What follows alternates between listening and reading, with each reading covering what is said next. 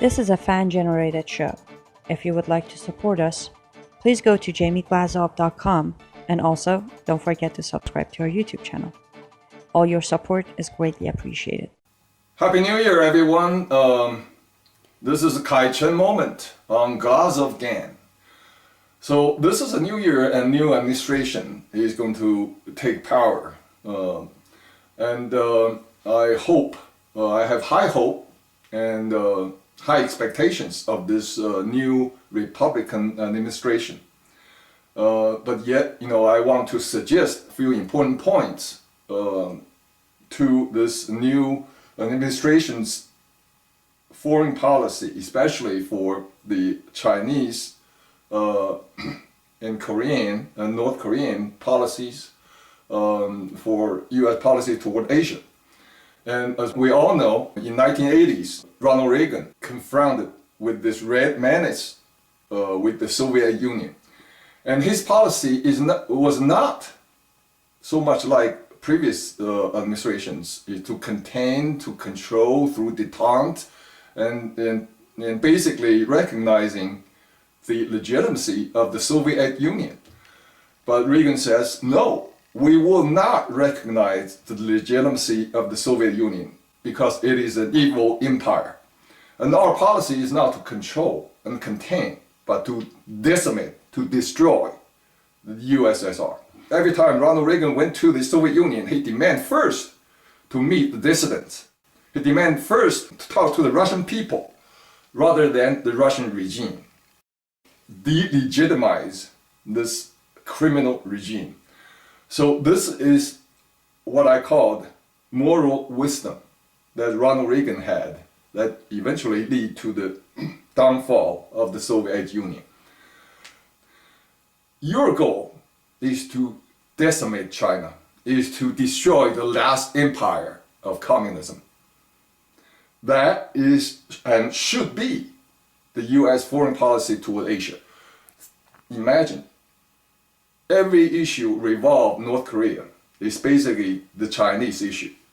China used North Korea as a diplomatic tool to blackmail U.S.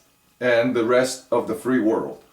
China, at the same time, used North Korea as a guard dog, not just an attack dog, but a guard dog, for the Chinese interests. And there's tremendous resentment and anger among the Chinese population. Today, Donald Trump and the administration must realize this is your biggest leverage. You're not using military or trade policy to control China, but you're using moral issues to threaten the regime from within. The administration must take issue on the issue of Mao's image. Mao is the biggest mass murderer in human history, not just in Chinese history. He killed 80 million people during peacetime. So this must be revealed to the world.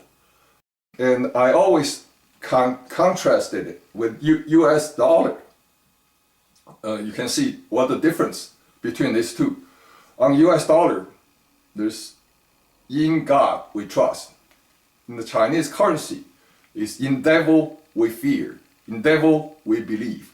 It's a devil worshipping culture right now. Secondly, you must mention the Tiananmen Square massacre. That is a fundamental threat to the Chinese regime.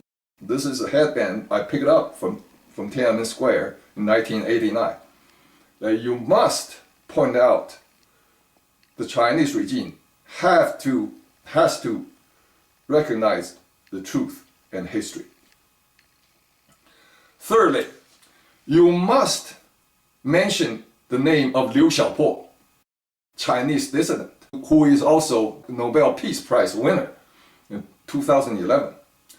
The jailed, sentenced to 11 years in prison for nothing but express his own views about future China. And this has to be mentioned.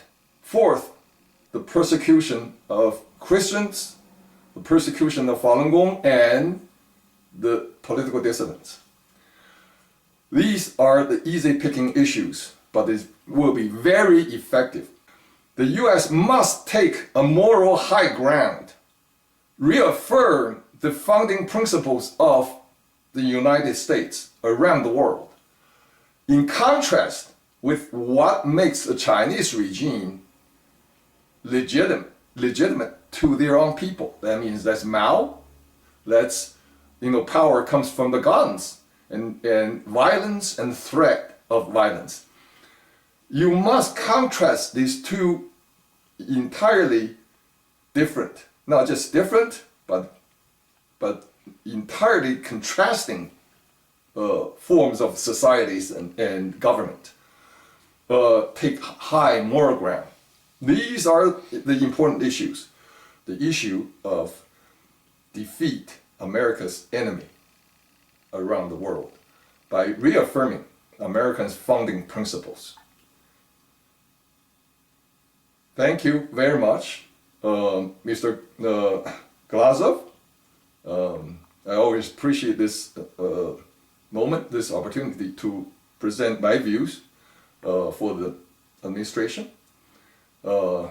May everyone has a great and successful New Year. Thanks.